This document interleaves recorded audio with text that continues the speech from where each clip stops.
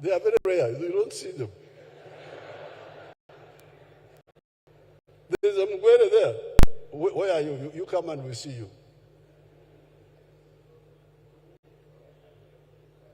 What do you do as a Mugwere? Okora idahano tumure. You know these Mugwere speak Nyankore in a bad way. Your Excellency, I work under the Ministry of Internal Affairs. I'm the Director of Government Analytical Laboratories, Your Excellency. Director of? Government Analytical Laboratories. Director? Of Government Analytical Laboratories. W? Government Analytical Laboratories. Oh, Government Lab.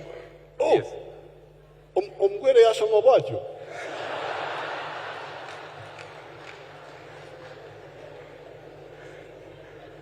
Yes, Your Excellency. Omgwere yasomera wa. Your Excellency. You are too tall. You get in here, bend down. You are too tall. Your Excellency, in Zwera Petete, Butevo District, and Asmeire Bugwere High School, Ninjabe Budo, Ninzwe Budo, Ninjabe Makerere. Oh!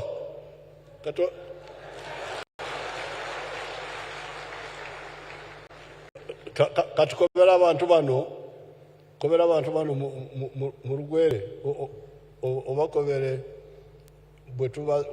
when we say working only for the stomach. O President atraino okosigambo ky'okukolera ekida kyonka. Okitumura otya? Okukolera ekida kyonka. Thank you. Thank you very much.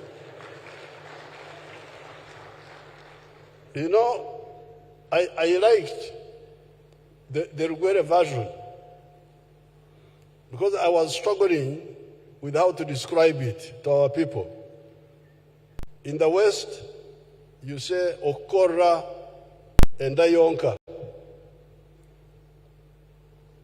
which is a bit polite. But when they put it in Luganda, it's really rude. So I like the Lugwere version. Okora ekida kyonka. To work only for the stomach. So, by 1969, it seems only 4% of the people were in the money economy, and 96% were Okore Chida Kyonka.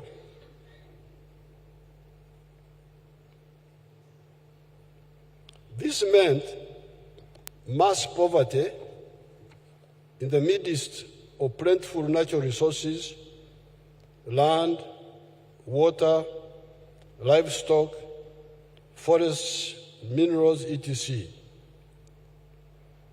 Resources rich, but corrupt, with a poor population all over the country. Poor housing, poor health, dirty water, no education,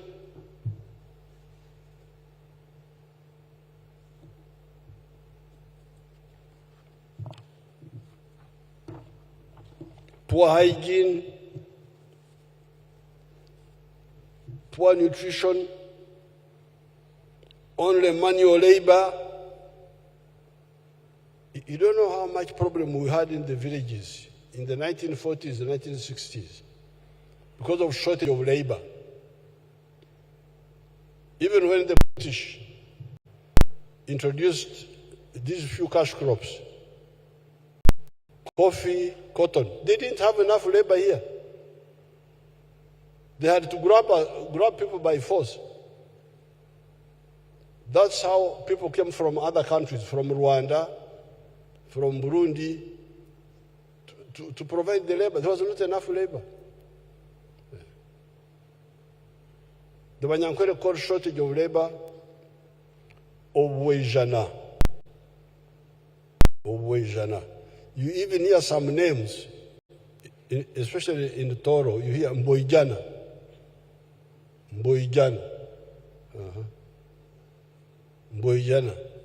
Meaning, I am suffering from lack of support, of labor support. Mboijana bwanyita. There was a woman in parliament called Chibwejana. Do you remember that woman? Yes. Chibwejana. So shortage of labor was a big problem. Because remember, there were no labor saving techniques. Like we, the cattle keepers,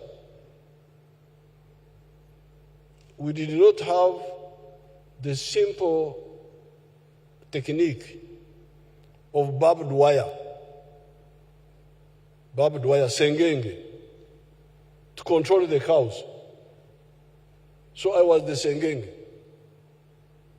I'm the one who had to control the cows, to make sure that they don't go into people's crops, to make sure that they don't disappear. And yet, all it needed was just a sengenge to stop the cows. But because we didn't have that labor-saving technique, children couldn't go to school some because of that. Too much labor. In 1955, there was a hailstorm. I was like 9 years looking after the cows at a hill there called Ntera. And then the hailstorm came. But I couldn't leave the cows.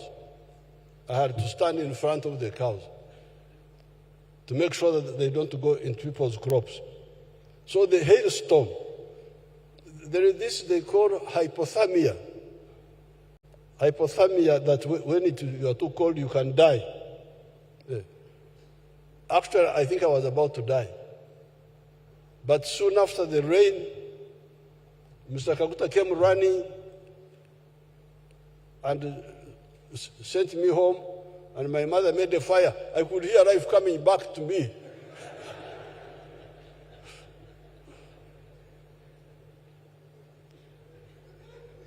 That's when I knew that. Now later on, when people were talking about hypothermia, I remembered, oh, that was hypothermia. But imagine, the problem was a simple technique of barbed wire to control the cows. The only way was the manual, you physically to be the sengenge. No transport, walking on foot, etc. Even by 2013, a whole 68% of the homesteads of Uganda were still in the non-money economy. Okora echida chonka. That is why I had to involve the UPDF in the form of Operation Wealth Creation. When the UPDF were involved, by 2021, the figures were showing that figure of the people working only for the stomach had shrunk to 39%.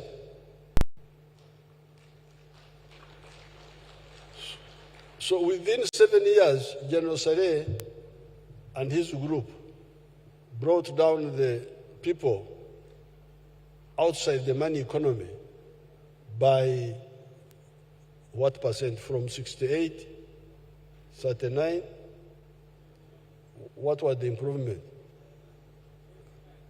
29%. Now, the problem was that then also they got involved now in making seed beds and all that. So they started creating arguments among the people. That's why we had now to change it to PDM, But otherwise, they had done a good job. The new census will tell us what the figure now is. In the meantime, in 1971, Idi Amin came on the scene, totally oblivious to the ideas of the modern economy. Therefore, by 1986, when the NRM came into power, the small enclave economy had almost disappeared. You remember the other small island of the 3 Cs and 3 Ts had almost disappeared. The other of the 3 Cs, only coffee was still limping on. The other 2, cotton and copper, had disappeared. Of the 3 Ts, only tobacco was still limping on. Tourism and tea had disappeared. Ever since 1900, when the whole of African continent, except for Ethiopia, had capitulated to imperialism, the African peoples, led by new forces, had launched a massive anti-colonial struggle led by the ANC of South Africa in 1912, but also with some participation by some Pan-Africanist African Americans, such as W.B. Du Bois, Pademore, Marcus Garvey, and others. So when the Europeans defeated our ignorant chiefs, putting on monkey skins with somebody puts on a lion skin that is a lion. So these fellows, they squandered our heroism. Our people fought very well, but they were badly organized by these people. And they were fighting among themselves, busy fighting among themselves. Here in Uganda, Kabarega and Mwanga got together, but when it was too late, because they had wasted a lot of time fighting one another. So, when the kings failed to defend Africa, now new people came. That's how the ANC was founded in 1912. By the time we came on the scene as a student movement, but also as youth members of the new colonial political parties of Uganda at that time, we had to distill. Actually, I'm trying to, it's a long story, but I'm trying to summarize. But the real story is here.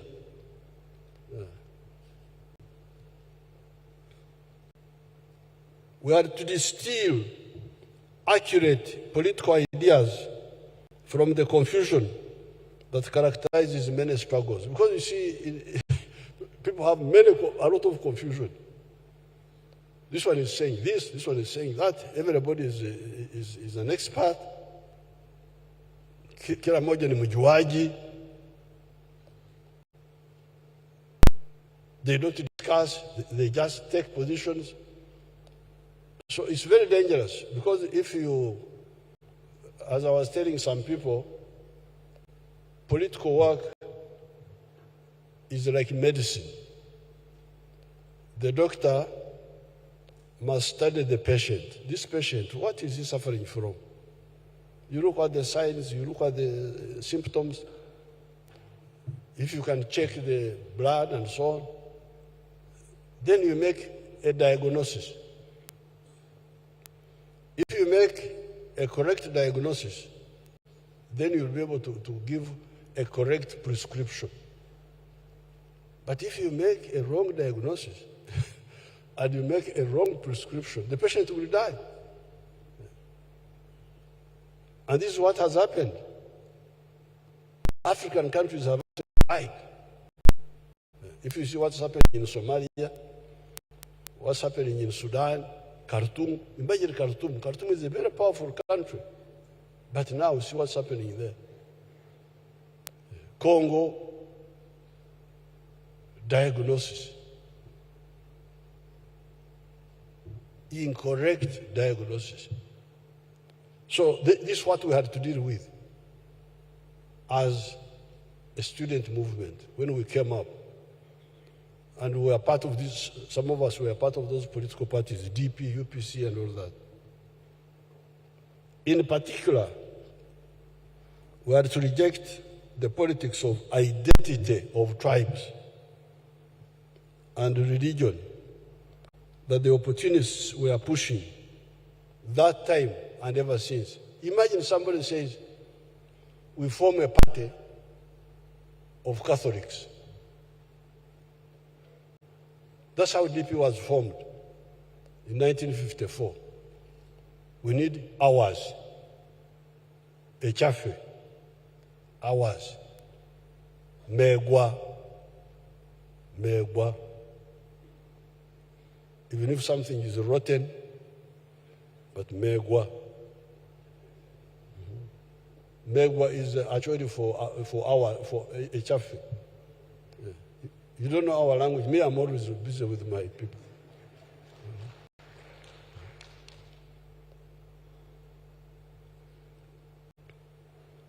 Then the UPC now, the Protestants, the Catholics have beaten us. Let's form ours. So they formed the UPC. Now, a man called Ike Musazi had tried, but this man started in the 1920s, was organizing the unions, the farmers, from the 1930s or 20s. So actually, Ike Musazi was organizing on a national basis.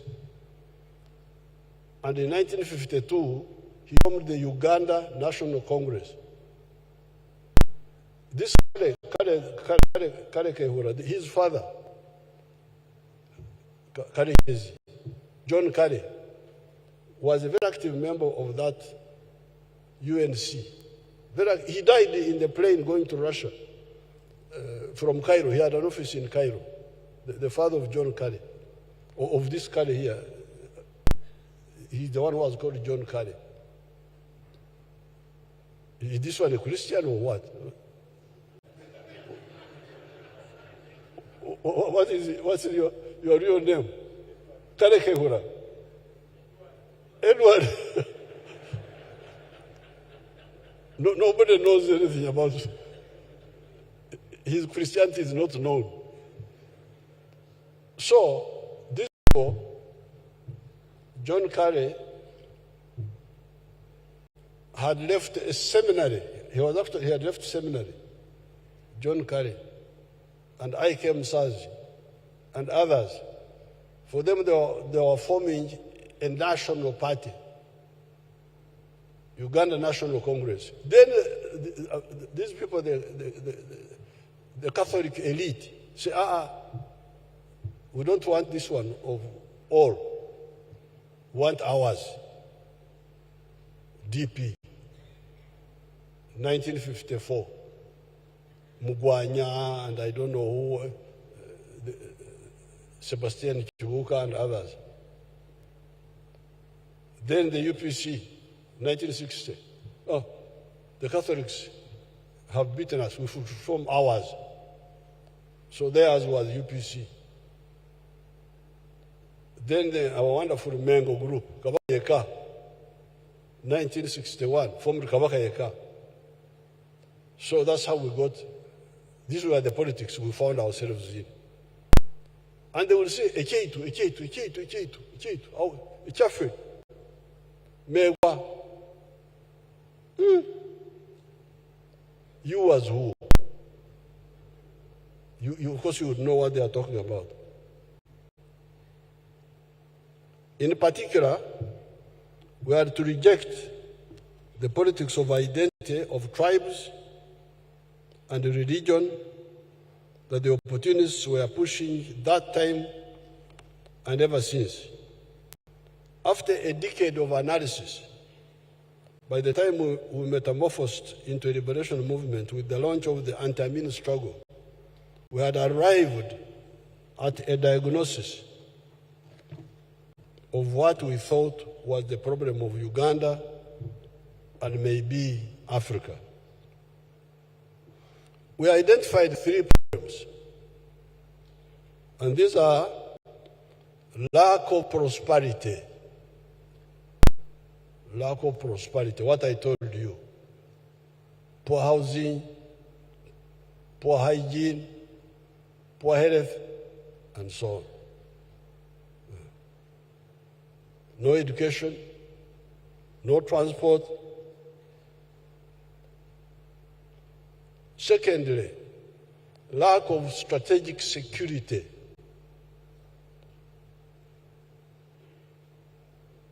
Thirdly, the failure to use the clear brotherhood of African peoples. The lack of prosperity has already been described above. Poor housing, lack of education, poor health, poverty, etc., etc. What is the medicine for that? The answer is to create prosperity. But then the question is, where does prosperity come from? Our answer is that it comes from every adult, omuntu yenna omukulu, participating in the production of a good or a service that is then sold. This is our answer. To create prosperity, every adult must participate. You can participate as an entrepreneur, you are the owner of the business. Or you participate as a worker for the entrepreneur, but you participate. You must participate in producing a good or a service and selling it. If you do that sustainably, you will get money.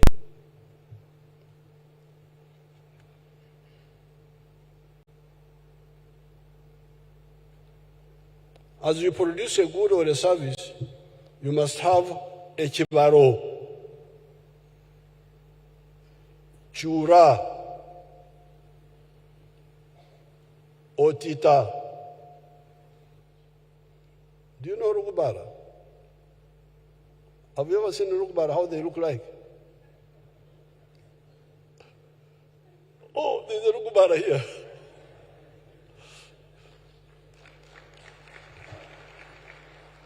Our default.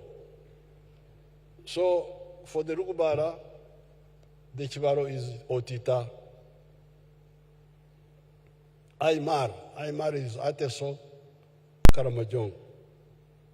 Calculating maximum returns in earnings from the selected enterprise. You see how efficient our languages are. When I tell you to do something with the Chibaro, I don't have to add all these wrong things. Calculating, wrong, what? Very efficient. Your people, the only problem of the African people was leadership, political. But otherwise, everything else, language, food, culture, very, very, very powerful. Agriculture, language. This one I don't have to describe, to calculate. Koromoromo, Nechibaro, finish. I don't have to add anything. You know what I'm talking about. So, if you say that is the answer, that prosperity will come from producing a good or a service and selling it and doing it with the Chibaro. Then the next question was, who will buy in big quantities and sustainably what you produce, the goods or the service? Who will buy them? It is the answer to this question that helped us to debunk the pseudo-politics of identity. To answer this question, you'll hear how I will answer it. Who will buy what you produce? We found that many Banyankore did not buy the milk, the beef, or the bananas, which are the products of those people, of theirs. Why? It was because many of them have similar products. A does not buy from B, and B does not buy from A. Who then are the buyers that mainly buy what the Banyankore produce? It is mainly the non-Banyankore or the Banyankore living in towns that buy the milk, the beef, and the bananas of the Banyankore. In the 1950s, I went to school, not because of a single Munyankore other than my parents. Not one. No Munyankore other than Kaguta can say, I supported Museveni. No. If you bring him, I will give you 100 cows. But the people who supported our education were three people. One was a Muganda man from Kampala here called Warisimbi Mpanga. That man was a cattle trader. He would buy cows from all over our area and bring them for the slaughter for the Kampala market. So my father had cows, he had wealth, but he didn't have money. He could not take a cow to the school and say, I'm paying school fees with a cow. He had to convert the cow into something easy to take to the school. Where could the headmaster tie the cow? Headmaster, because otherwise Kaguta would have taken the cow. He said, this cow is worth so much. The child studied free, but he couldn't. So Kaguta was getting money from Warisimbi Mpanga, who was buying cows. At that time, when the economy was still down, still this small population of Kampala needed meat. And the Indians who were here. So Warisimbi Mpanga was the bridge now. There was another Muganda called Bukenya. The Waganda were calling him Bukenya. His real name is Bukenya, but you know Banyankore cannot pronounce some of those things. So he was called Bukenya.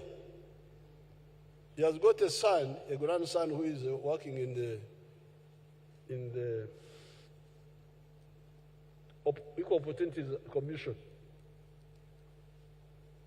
And his family are in Mbarara. They are the Waganda of Mbarara. That Bukenya was buying cattle for the Mbarara market. That Mbarara market also had come up a bit.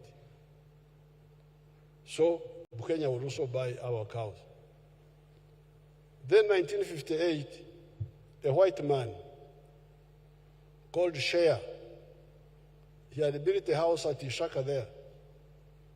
He was now buying cows for the Chirembe mines.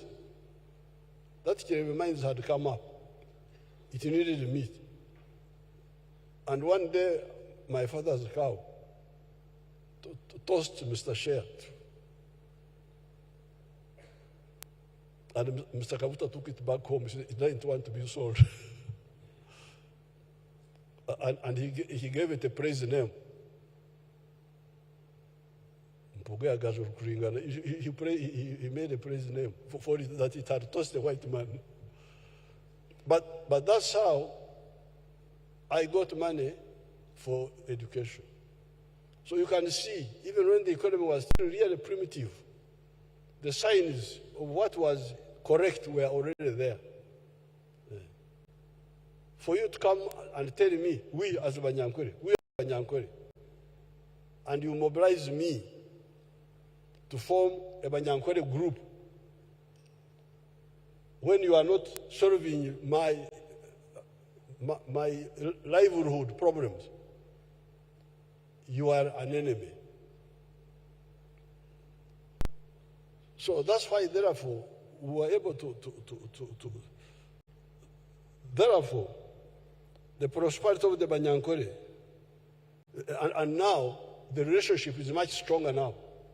Because at that time it was only some few occasional cows for beef.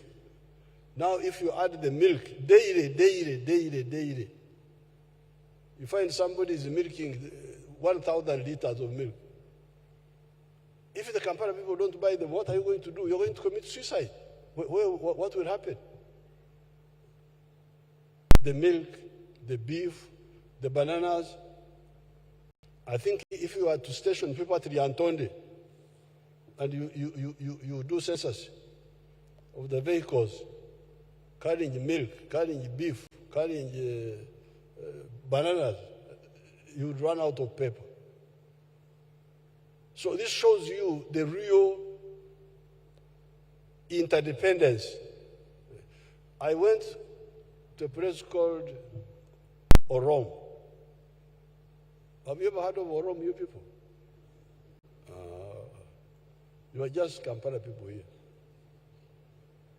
Orom is there after Namukora. And there the Achoris were quarreling. In fact, I have a date with them. They were saying, we are producing simsim, but the Langis are cheating us. The Langis, we are the middlemen. They come and buy from the Achoris in Orom at a very low price. They come and sell the simsim in Kampala at a very high price. So you can imagine, the people in Orom know Uganda, the importance of Uganda. And that's why I promised them a fuso to carry their simsim direct to Kampala, so that they bypass the Langis who are cheating. Who are cheating them. So therefore, the prosperity of the Banyankwere is more dependent on Uganda rather than on the Banyankwere rural areas beyond the production of the goods and services. This is how we identified the first ideological principle of the NRM as patriotism. That's where we got it. So what do you call this? To love? Because remember, there is our local word here, moyo gwagwanga. But that moyo gwagwanga, that is the spirit of the nation. It can be translated to mean the spirit of the tribe. So that's why we said, no, we need a word to describe Uganda as fatherland. And that's how we came with the word patriotism. Why love Uganda? Why? It is because you need it for your prosperity. We soon found out that the internal market of Uganda was not enough. Hence the need for the regional continental markets of Africa. We are therefore to love Africa. Why? It is because we need it. We need Africa for our prosperity. We have got so much production now. Maize, so much. Milk, so much. Bananas. Eggs. Cement. Steel bars, all in surplus, The internal market is not enough. So it is because we need it for our prosperity. Hence the second principle of the NRM, Pan-Africanism. The third principle is socio-economic transformation, so as to be able to produce the goods and services that are needed in the Ugandan market and the African market. Democracy is our principle number 4. These 4 address the historical mission of creating prosperity for our people. The next historical mission is to create strategic security for Africa against all threats. You have heard of some actors in the world working for achieving 4-dimensional superiority. Superiority in the land forces, superiority in the air forces, superiority at sea, and superiority in space. Where does that leave Africa? That some people want to be superior on land, they want to be superior in the air, they want to be superior at sea, they want to be superior in space. So, me, a guerrilla, who survived because people could not see me, how will I survive if somebody is on the moon looking at me like an insect? So that's the second historical mission. How can Africa get strategic security? Uganda, relying on the 4 ideological principles, will become a first world country.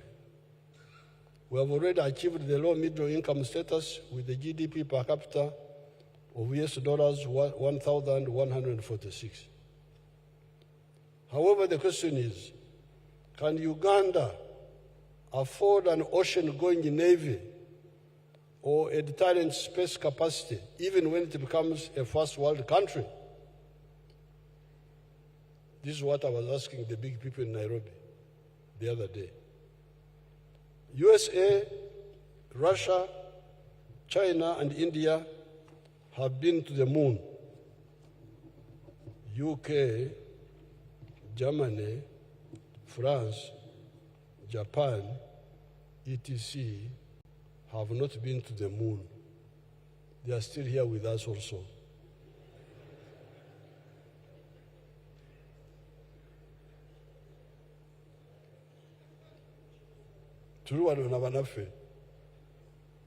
UK,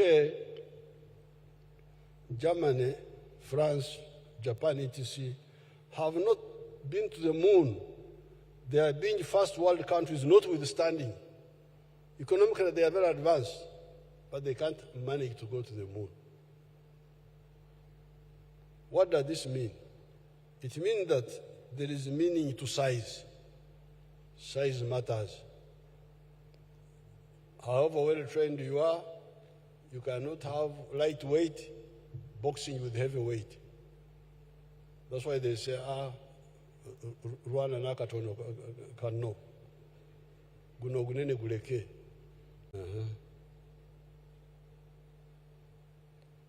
Small is small, whether developed or not.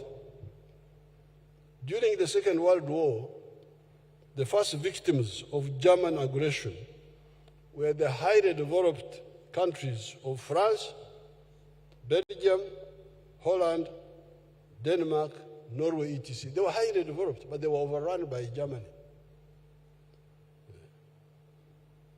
And they had to be defended by the United States and by Russia. Therefore, size matters.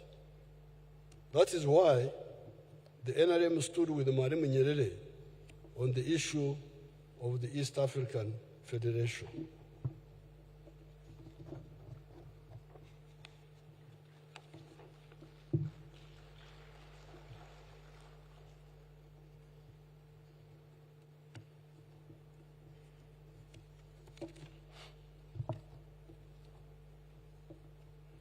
We need the East African Federation for our strategic security.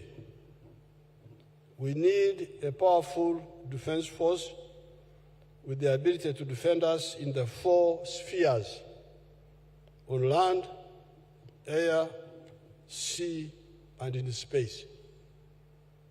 Hence, the two elements, Pan-Africanism, common market to deal with our prosperity, and political federation to deal with our strategic security, the ability to defend us against all and sundry. That leads us to our third historical mission, the brotherhood of the African peoples. You have heard it broadcast repeatedly by the reactionaries and traitors that Africa is populated by very many tribes, etc., etc. In fact, the 1.5 billion people, who will be 2.5 billion in the next 26 years, are only divided in 4 linguistic groups. All the Africans are just in 4 linguistic groups. You heard me talking with this Mugwere man. He's speaking Lunyankore badly, and he says that is Rugwere. Or I speak Rugwere badly, and I say it is Lunyankore. But I can understand what he's saying. If you say Okore Kidachong, how can I fail to understand that? If I am a Munyankore. When I went to, you know where Bugwere is? Bugwere is near Mbari, very far. So, me as a Nyankore speaker, I can sit here, and groups from Mwanza in Tanzania, where Magufuli was coming from, when they speak in their local dialect, Chiziza, Chikerewe, all those, all the way up to this Bakorachida. They speak, I will follow what they are saying, without translation. When I first went to their area, there was a group of women. They came dancing. Mukali muntu, mukali muntu, mukali muntu. Meaning, mukazi, for them they call him mukali, mukali. Mukali muntu, meaning that the woman is also a human being, as if it was in question. Mukali muntu, mukali muntu, mukali muntu. They were being led by a woman called Mwana Moiza. I liked her so much. I appointed her another DC for a long time until now she's very old. I retired her. I went to Kenya. The former vice president of Kenya, Mzee Mud Awori. When I was there, the women came dancing. Igula Mulango Museveni easily. Igula Mulango Museveni easily. How can I fail to understand that? Igula Mulango opened the door. Museveni has already come. So, these are the ones they are calling tribes.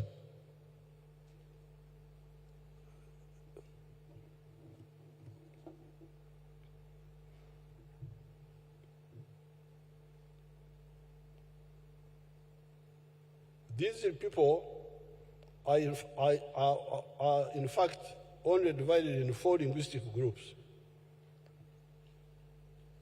The Niger Congo, which means the Bantus and the Kwa. The Kwa are the groups in southern Nigeria. The Nilo-Saharan, the Nilotic, our Nilotics, our Cushitic like the Somalis,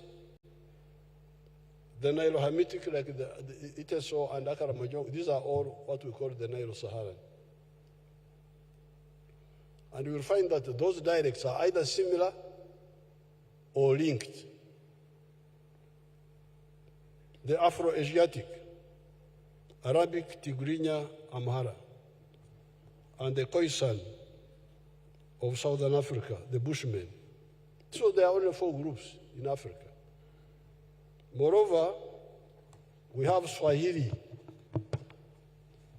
which is a non-tribal language that has distilled a new language from the Bantu dialects, from Arabic, from Portuguese, etc.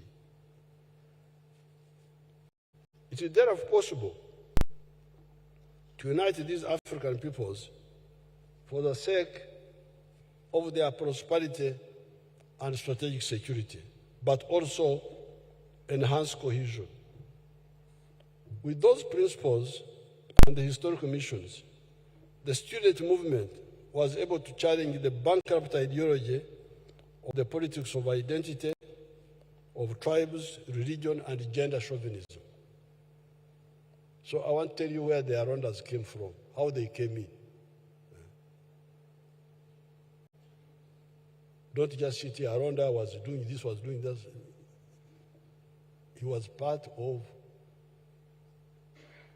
a very, very big force.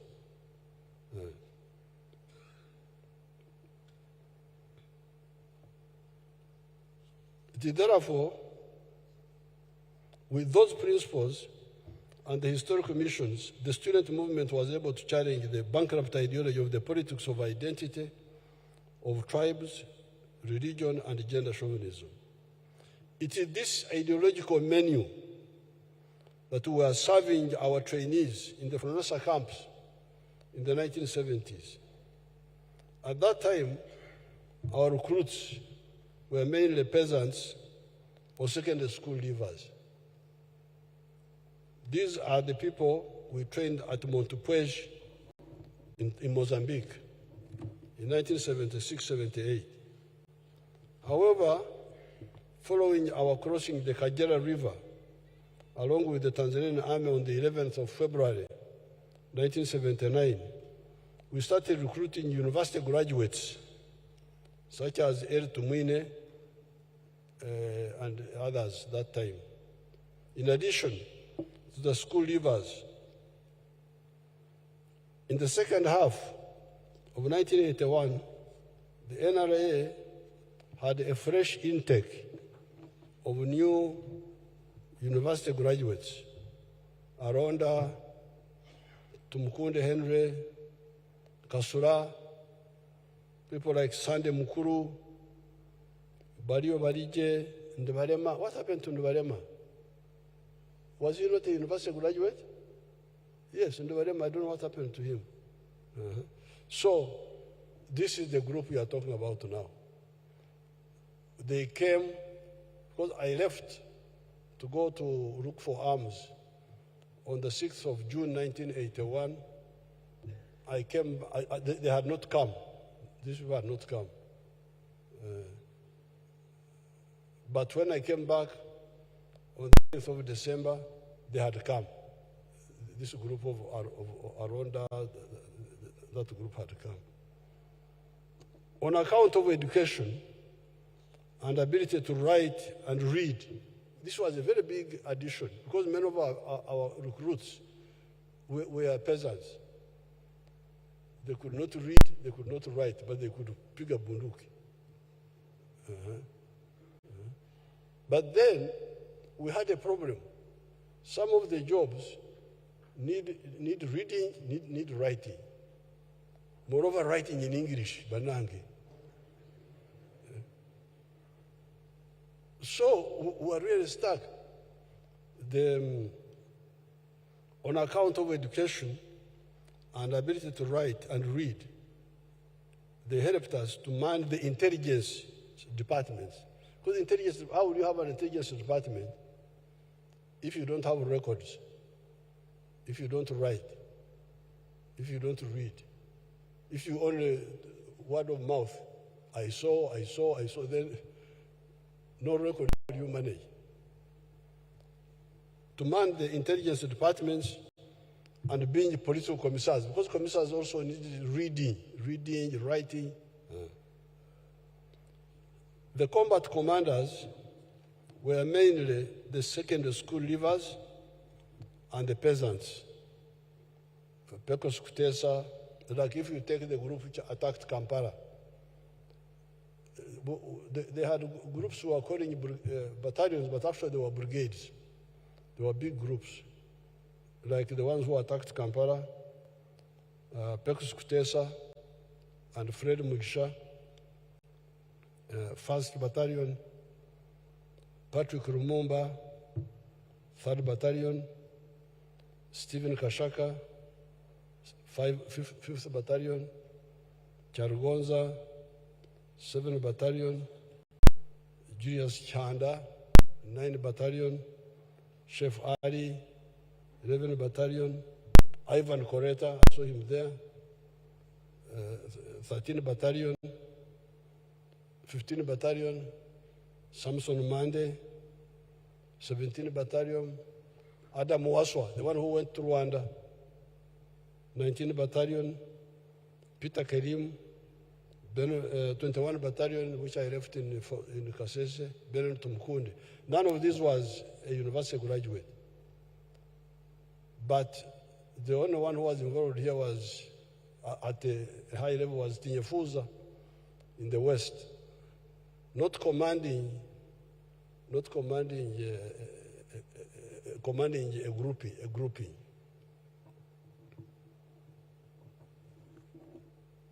These were the commanders of the brigades that assaulted Kampala starting on the 17th of January. The only university graduate in command that time was Tinyefuza on the western axis, commanding forces that included the 19th Battalion or Brigade of Peter Kerim at Viso.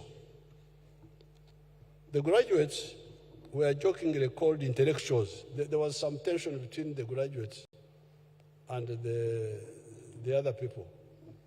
They were jokingly called intellectuals. Those intellectuals, on account of better discipline, because they were more disciplined, more disciplined, came to save the army. When many of the combat commanders died from natural causes,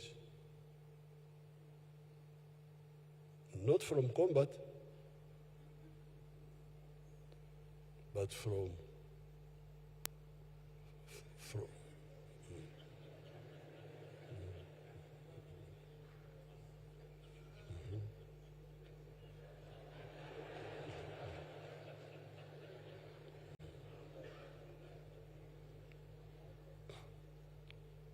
given the training we had given them. Now, but when we took over power, these intelligence officers, like Aronda, intelligence officers, they had not led combat missions before. They were intelligence, PCs, and political commissars, but in the fighting battalions, like you had, Aronda was in 3rd Battalion, the one of Lumumba.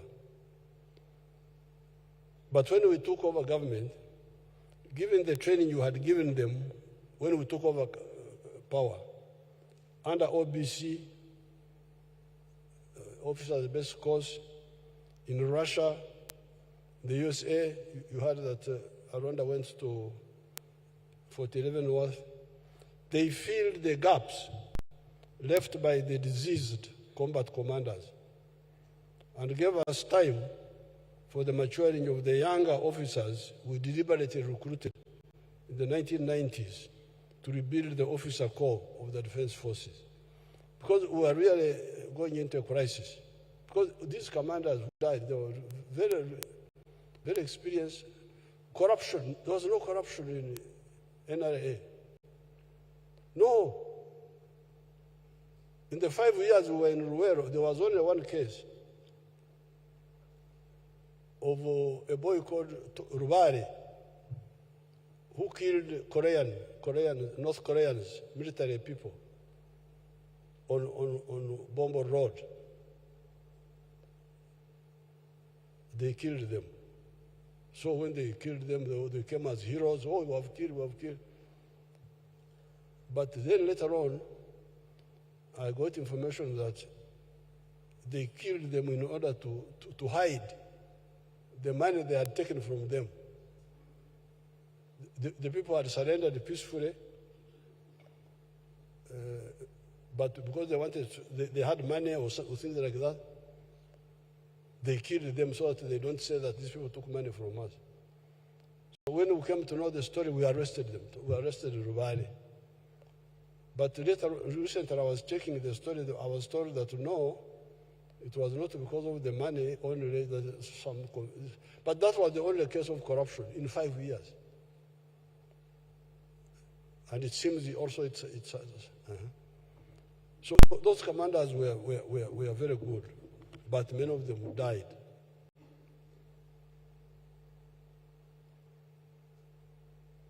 So, but these intellectuals came in because for them they had a better discipline to take command as we trained the newer people like this, the CDF now, General Mohozi, many others. That group of General Mohozi, are there some who are here? Who are here now? Stand up and we see you.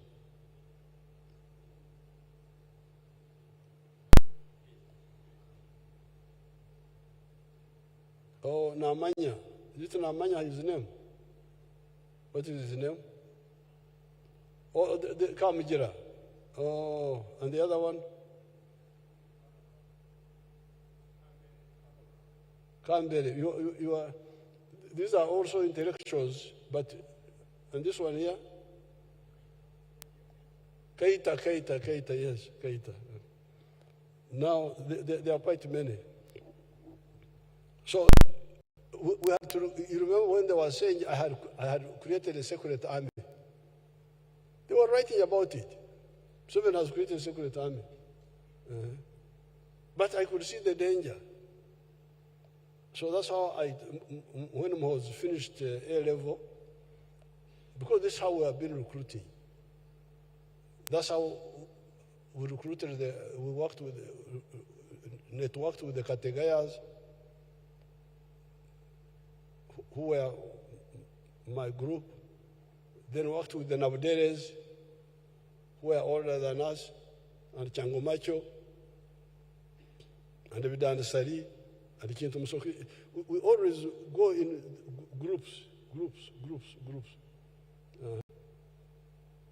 Then below us, we had the Amama Mbabazi, and Otafire, and those groups. Then below them, like the Ivans. This is how we always build the link with the new generations. So I told Mohozi, you get your friends from A level, go to Kasseng and train as LDUs. That's how they started, because I wanted them to pick interest and come and help us. But we were given that time by some of the officers from other armies, like General Katumba, who had been in UNLA, and others. They helped to keep the army going. But also these intellectuals, IOs, PCs, whom we converted into command roles. The new officers had better opportunities to develop organically, because now we had power, we had money, we had links. So these new groups, like the group of Mohozi, could develop now organically, because the other time we were patching, going here, going there. You get a chance in Mozambique, then you get another one here. We train them in Kasambia. Kasambia, there's a forest who are training our people. But now, these new ones could train in proper facilities. The new officers had better opportunities to develop organically, level by level, because of the facilities in the country and also abroad. The officer could advance level by level, officer cadet, platoon commander's course, staff college, NDC, National Defense College, professional courses, etc. In the recruitments we carried out, when already in government, we got a lot of A-level school leavers and graduates who learn quickly. When the French trainers came to help us build our mountain division, I remember them remarking to me about how our officers were learning quickly. When General